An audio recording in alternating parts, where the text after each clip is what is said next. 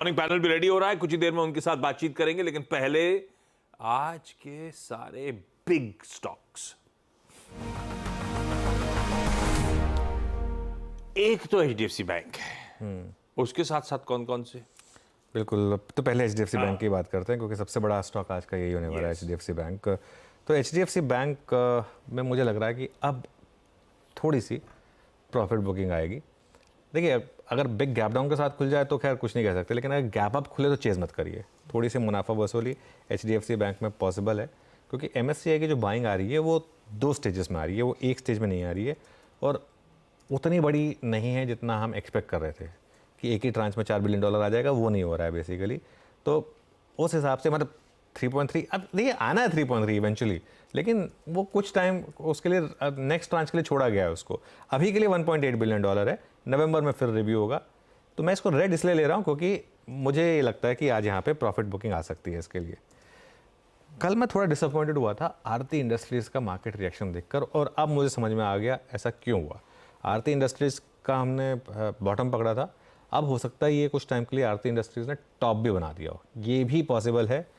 कल अच्छे नंबर पर स्टॉक ऊपर खुला और डे लो पर बंद हुआ, अब मुझे उसका रीजंस निकल कर आ गया।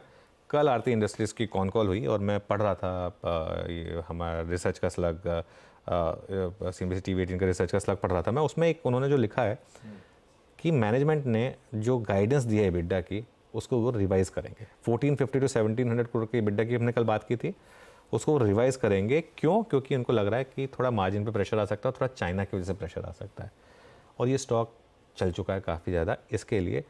हालांकि वॉल्यूम ग्रोथ पर वो इंटैक्ट है, 20 to 30% वॉल्यूम ग्रोथ, और डाई और पिगमेंट दोनों में रिकवरी है, लेकिन थोड़ा सा ग्लोबल प्रेशर की वजह से मैनेजमेंट की कमेंट्री जो थी कॉल में वो ख़राब थी। और एक चीज़, उनका डेट 3300 करोड़ है, जो बढ़कर 3500 से 3600 करोड़ हो सकता है। तो ये कुल मिलाकर नेगेटिव है। ये एक्सप्लेन कर रहा है कि कल ये स्टॉक क्यों गिरा। अच्छा, एक चीज़ मैं हमेशा बोलूँ लोगों को, कभी भी अगर अच्छी न्यूज़ पे स्टॉक गिरना शुरू होना तो वो आपको एक इंडिकेशन दे देता है कि कुछ तो गड़बड़ है। तो इसके लिए वो निकल कर आ गया कल ये स्टॉक जो गिरा। इसके लिए इसको मैं आज रेड में लेके चल रहा हूँ।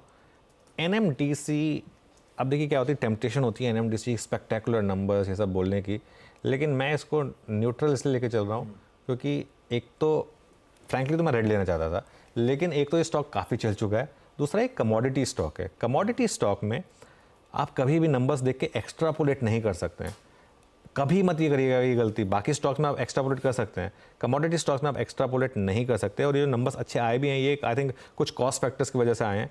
अदरवाइज अगर आप देखें वॉल्यूम ग्रोथ तो काफ़ी ख़राबी है एक्चुअली इनकी, कोई बहुत ज़्यादा नहीं है। सेल्स वॉल्यूम तो गिरे हैं इनफैक्ट 8% के करीब। तो इसके लिए मैं इसको बिल्कुल चेस करने की एडवाइस नहीं दूंगा, इससे थोड़ा सा आप दूर ही रहें। वैसे भी स्टॉक का चार्ट देखिए आप, पिछले 6 महीने का कुछ नहीं करके दिया है स्टॉक ने। तो कल चल चुका है काफ़ी, आज अगर थोड़ा और चल गया तो मुझे लग रहा है कि प्रॉफिट बुकिंग आने का रिस्क रहेगा यहाँ पर। इसके लिए इसको मैं आज न्यूट्रल लेके चल रहा हूँ। रेड इसलिए नहीं लिया क्योंकि at the end of the day number तो अच्छे थे, वरना तो मैं एक्चुअली पोजीशनिंग के हिसाब से तो मेरे हिसाब से रेड बनता था अगर गैप अप खुले तो। और फाइनली एक और last, Aurobindo pharma. I think market कल वेट कर रहा था कॉल की, क्योंकि कल नंबर्स अच्छे थे औरबिंदो फार्मा के, लेकिन कल स्टॉक ज़्यादा चला नहीं। HSBC की रेटिंग आई है, HSBC ने बुलिश व्यू लिया है, 1650 का टारगेट है वहाँ पर।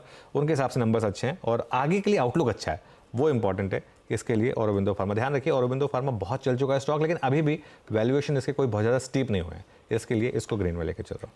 ये है आज के बढ़िया बिग स्टॉक्स। कोई HDFC बैंक, कोई आरती इंडस्ट्रीज जो कि कल अच्छे नंबर्स के बावजूद दिन के लोस पे बंद हुआ था और थोड़ा सा कंसर्न्स वे करते हुए, कोई NMDC न्यूट्रल, और साथ में औरबिंदो फार्मा। अच्छे नंबर्स थे, ब्रोकरेजेस का थम्स अप। रखिए इन सबको रडार पे। इनमें से जो